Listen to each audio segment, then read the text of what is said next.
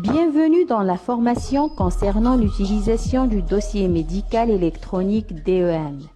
Première des choses, on a besoin d'un PC connecté au réseau, soit par câble ou par Wi-Fi. Maintenant, pour accéder au DEM, ouvrez une fenêtre sur un moteur de recherche. Saisissez votre adresse IP 192.168.1.13, validée par la touche entrée du clavier. La page d'accueil du DEM apparaît.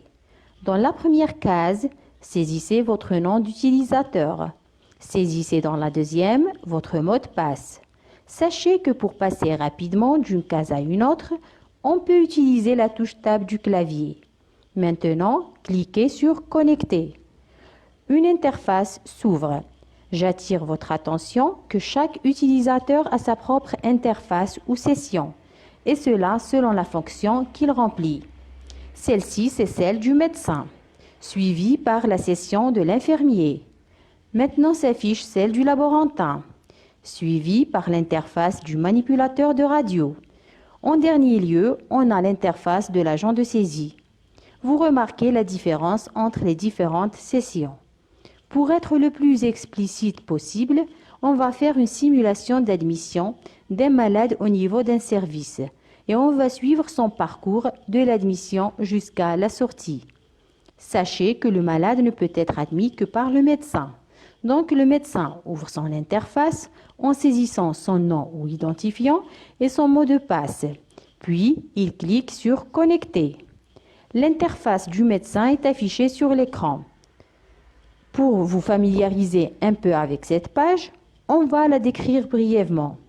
En haut de l'écran, sur la bande bleue, figurent les alertes du super admin que vous pouvez contacter à son adresse Facebook pour toute proposition ou question. En haut et à droite de la page, on a le nom d'utilisateur, exemple Al-Hajj. En cliquant avec le bouton gauche de la souris sur le nom, on aura deux icônes. La première, c'est Profil.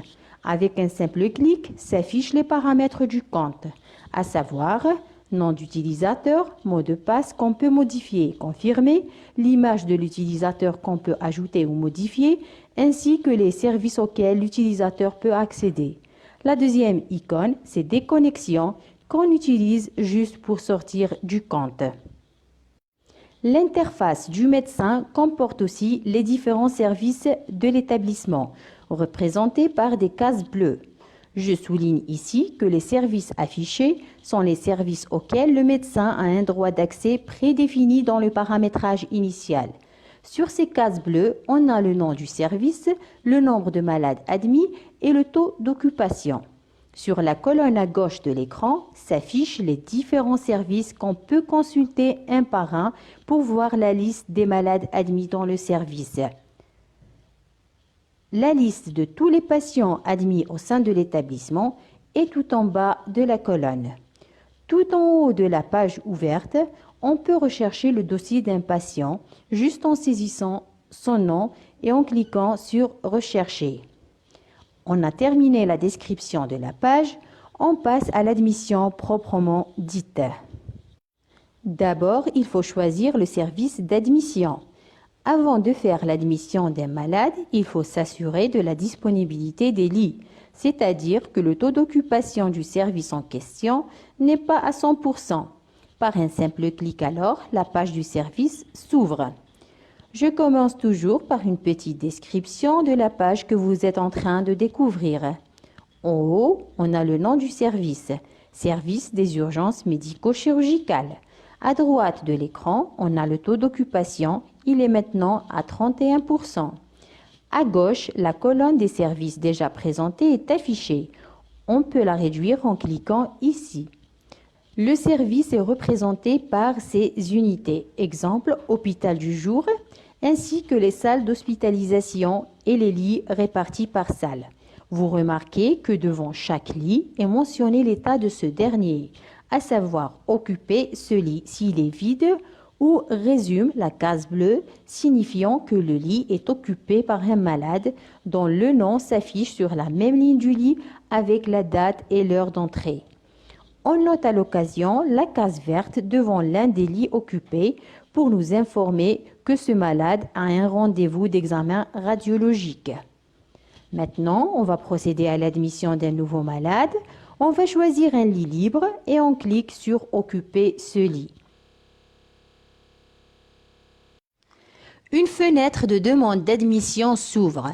On va saisir le nom dans la case adéquate, le prénom aussi, et on clique sur oui ou non pour la nécessité d'un garde-malade et pour la nécessité d'une décharge en cas d'acte chirurgical. Puis, on remplit le champ destiné au motif d'admission. Afin de respecter le secret médical, on va nommer notre patient XXYY. On clique sur non pour la nécessité du garde-malade et pour la nécessité d'une décharge. Pour le motif d'admission, ça sera traumatisme de la hanche gauche suite à une chute. Maintenant, on clique sur ajouter.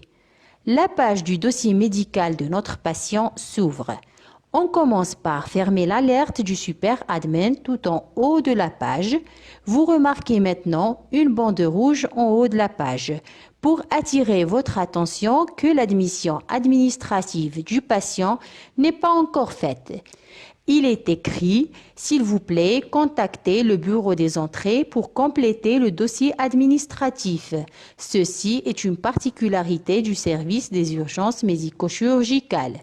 Pour les autres services d'hospitalisation, le médecin ne peut ouvrir un dossier médical pour son malade qu'après l'admission administrative.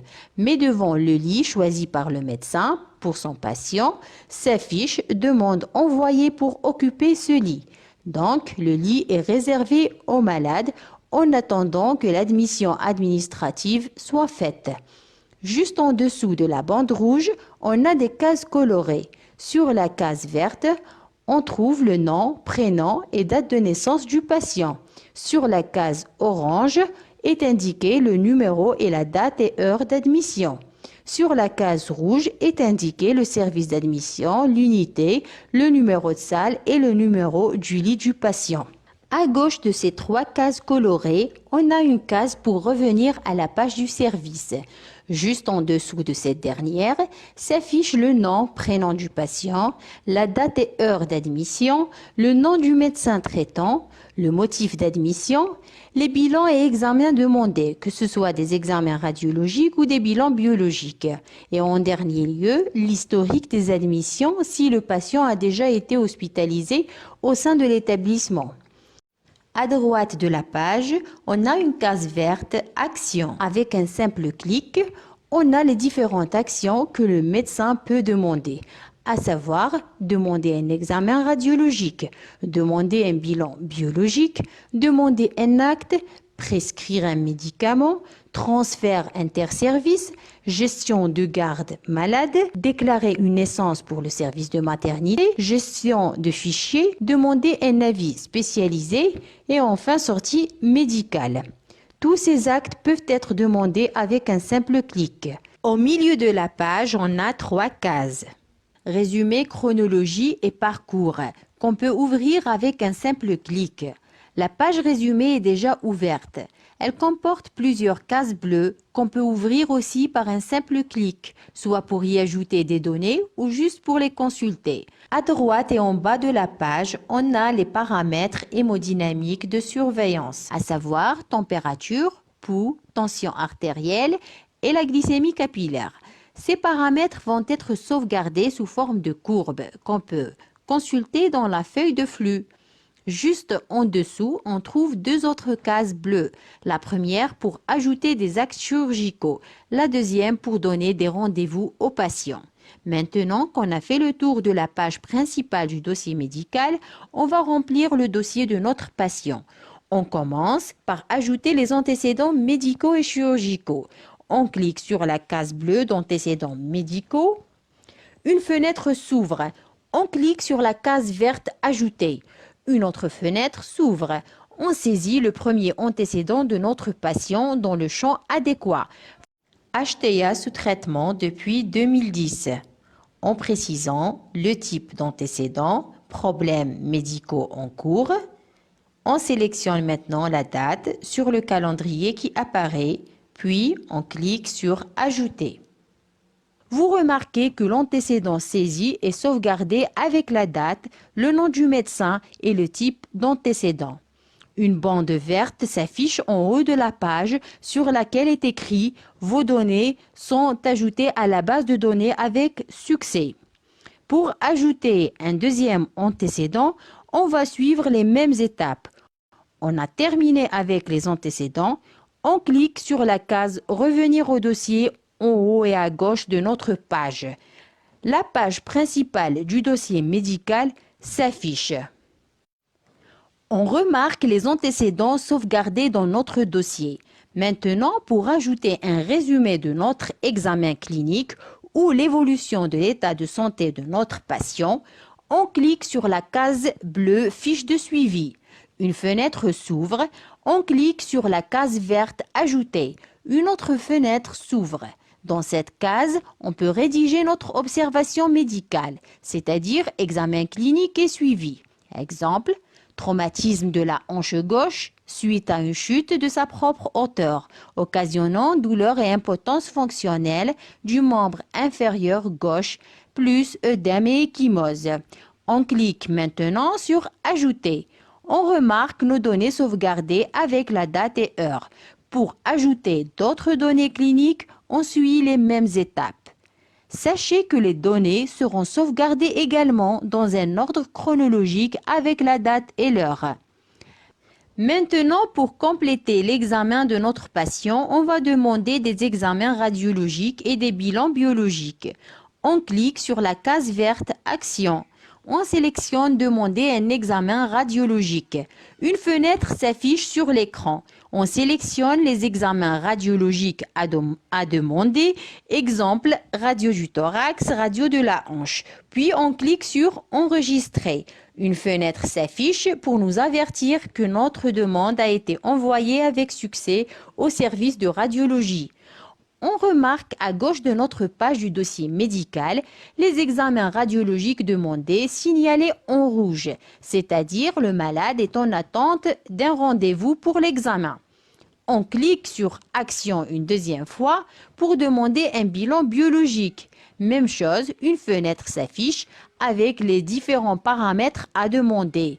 On sélectionne CRP, ionogramme, glycémie, urécréa, FNS, TP. On précise la date, puis on clique sur « Enregistrer ». Notre demande a été envoyée avec succès au laboratoire. Sur la page du dossier médical, on remarque que la date et l'heure du bilan biologique sont en rouge, signalant que le bilan n'est pas encore réalisé. Pour ajouter les antécédents psychologiques et les allergies du malade, on suit les mêmes étapes que celles des antécédents médicaux. On saisit maintenant les paramètres hémodynamiques de notre patient. Tension artérielle, pouls, température et glycémie capillaire. Maintenant, pour prescrire un médicament au patient, on peut cliquer sur la case bleue de médicaments ou cliquer sur la case verte Action, puis sélectionner Prescrire médicament. Une fenêtre s'ouvre. Dans la case de médicaments, on tape la DCI. Sachez que vous pouvez faire une recherche automatique du médicament à partir du premier caractère. Pour notre malade, on tape céphalotaxime.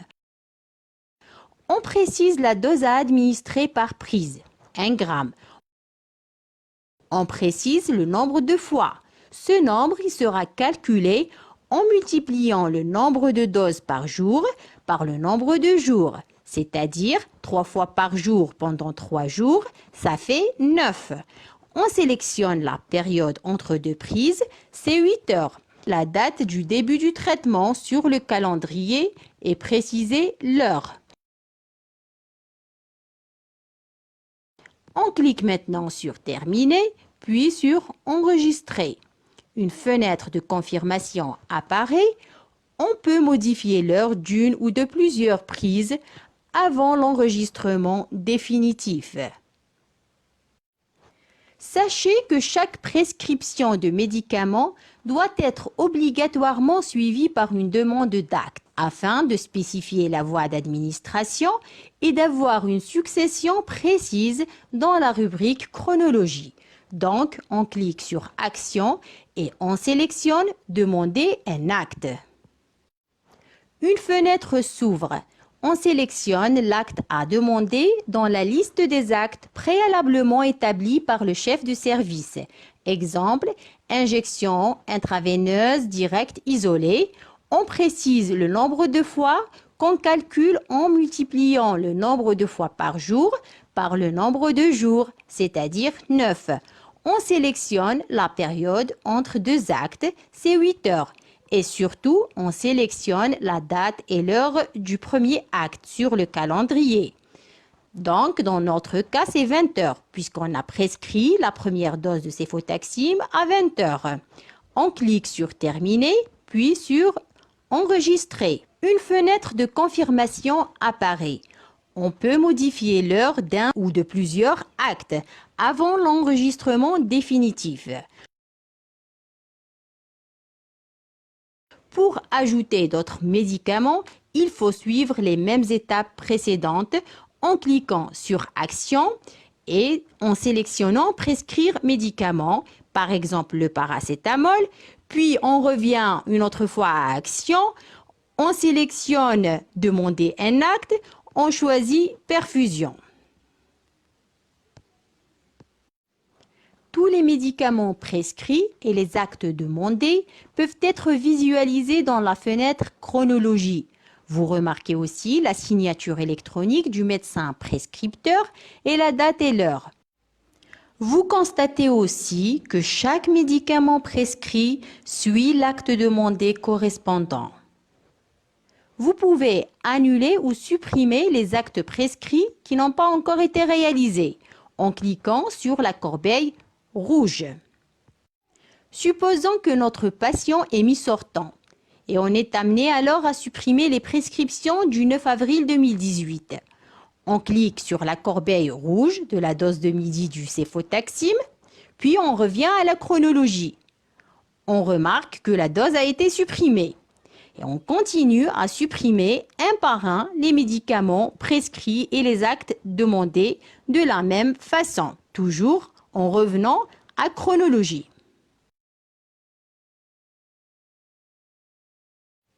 Maintenant, revenons à notre page principale du dossier médical.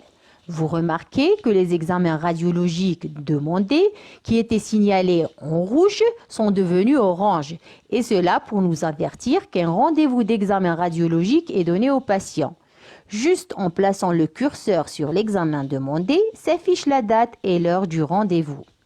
Vous remarquez aussi que la date et l'heure du bilan biologique a changé de couleur et elle est passée du rouge au vert pour nous avertir que le bilan biologique a été réalisé et les résultats sont prêts à être consultés dans la feuille de flux.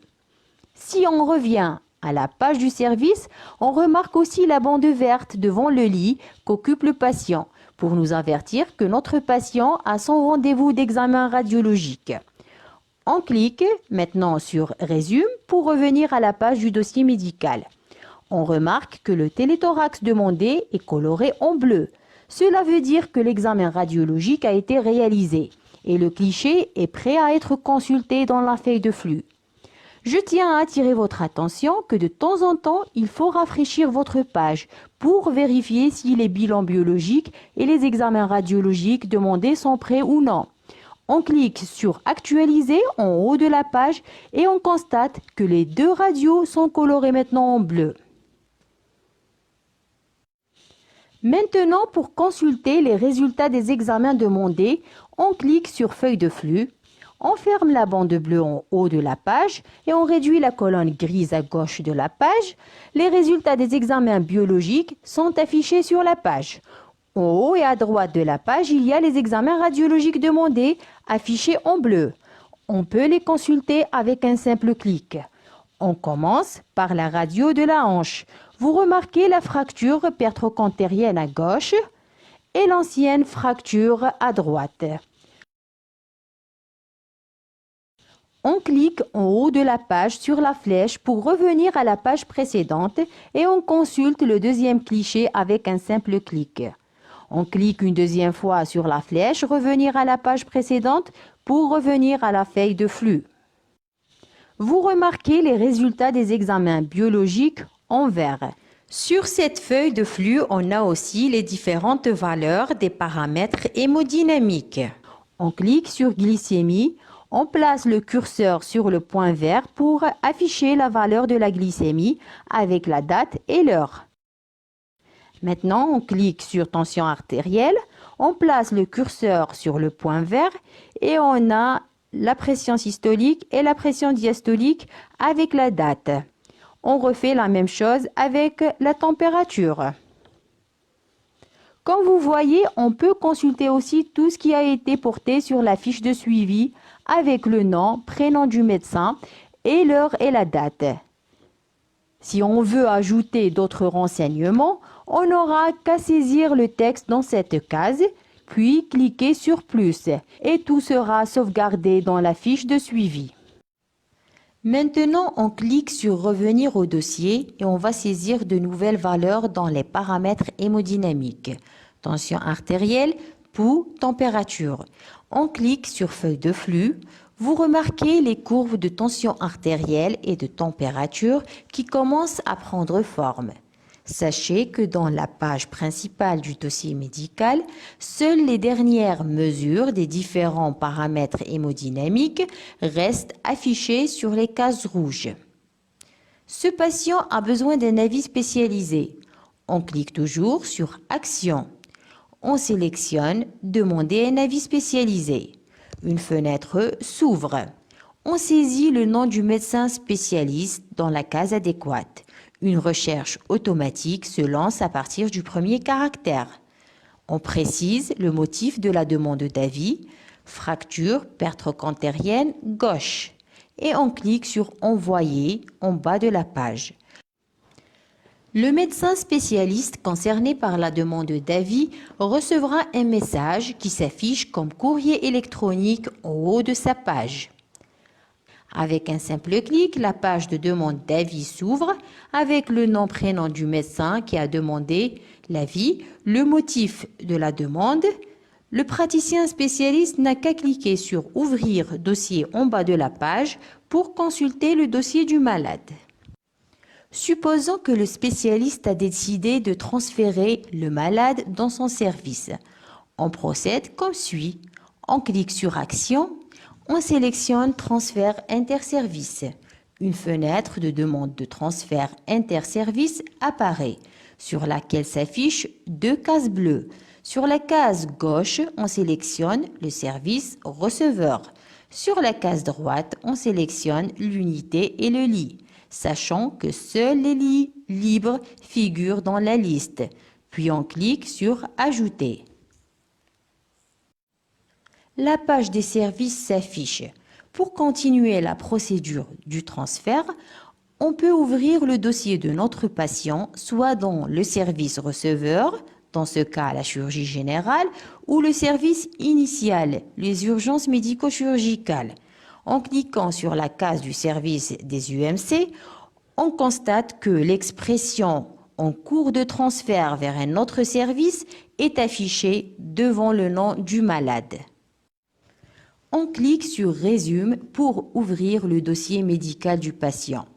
On constate sur le haut de la page principale du dossier médical deux bandes colorées, l'une verte pour valider le transfert et l'autre rouge pour l'annuler. Par un simple clic, on termine le transfert de notre patient. Dans notre cas, on va annuler le transfert pour continuer notre simulation. Si notre patient dispose d'autres documents externes, type examen biologique, radiologique ou compte-rendus médicaux, qu'on veut intégrer à son dossier médical, il faut passer par deux étapes essentielles.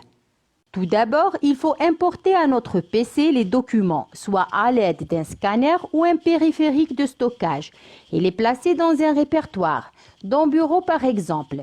Deuxième étape, c'est l'ajout proprement dit du fichier. On clique sur « Action », on sélectionne « Gestion fichier ». Une fenêtre pour ajouter un fichier s'ouvre. On sélectionne le type de fichier à ajouter, Exemple, ECG. On sélectionne la date sur le calendrier, puis on clique dans la case « Choisissez un fichier ». Une fenêtre s'ouvre, on sélectionne le document qu'on a préalablement classé dans Bureau et on clique sur « Ouvrir ». On clique maintenant sur « Ajouter ». Le document sera sauvegardé dans le dossier du patient. Pour le visualiser, il suffit de cliquer sur son image dans la page du dossier médical. Parmi les différentes actions qu'on peut accomplir dans le dossier médical, il y a aussi gestion des gardes-malades. Donc, pour changer ou admettre un garde-malade, on clique sur Action, on sélectionne Gestion des gardes-malades. Une fenêtre s'ouvre. On clique sur Ajouter un garde-malade, une autre fenêtre s'ouvre. On saisit alors dans les cases adéquates les données personnelles du garde-malade, à savoir nom, prénom, téléphone, date d'entrée et on clique sur Enregistrer. Pour terminer, on va parler de la sortie médicale du patient. On clique toujours sur Action, on sélectionne Sortie médicale. Une fenêtre s'ouvre, on sélectionne le mode de sortie parmi les 7 modes qui figurent dans la liste, à savoir sortie normale, par évacuation, par décès, permission, évasion, transfert à l'étranger et en dernier lieu, contre-avis médical. On sélectionne sortie normale pour notre patient et on clique sur Enregistrer ou Annuler. Pour l'instant, ça sera annulé puisque notre patient n'est pas encore mis sortant. Pour les autres modes de sortie, c'est pratiquement la même chose, avec quelques particularités concernant l'évacuation, le décès et la permission. Si on sélectionne la sortie par évacuation, une fenêtre s'ouvre. On sélectionne l'établissement qui va recevoir notre patient. On sélectionne l'infirmier accompagnateur et on sélectionne aussi le médecin évacuateur. Puis, on saisit le motif d'évacuation dans le champ adéquat et on clique sur Enregistrer. Si on sélectionne le mode de sortie par décès, on précise la date et l'heure du décès sur le calendrier. On sélectionne les 3 causes de décès, initiale, intermédiaire et directe. Vous remarquez qu'une recherche automatique se lance à partir des premiers caractères saisis. Exemple, première cause, cardiopathie hypertensive. Deuxième cause, œdème aigu du poumon. Troisième cause, arrêt cardiaque. On clique maintenant sur Enregistrer ou sur Annuler. Pour la permission de sortie, on sélectionne le mode Permission. On précise la date et l'heure du début de la permission sur le calendrier qui s'affiche. Et même chose pour la date et l'heure de la fin de permission. On saisit le motif de la permission, puis on clique sur Enregistrer. Pour les 3 modes qui restent, c'est-à-dire évasion, transfert à l'étranger et contre-avis médical, on sélectionne juste le mode et on clique sur Enregistrer. Sachez que quel que soit le mode de sortie, la demande de sortie est envoyée au bureau des entrées et le lit du patient ne sera libre qu'après sa validation, c'est-à-dire sortie administrative. En attendant, l'expression « occupé par une personne, veuillez contacter bureau des entrées » reste affichée devant le lit du patient dans la page du service.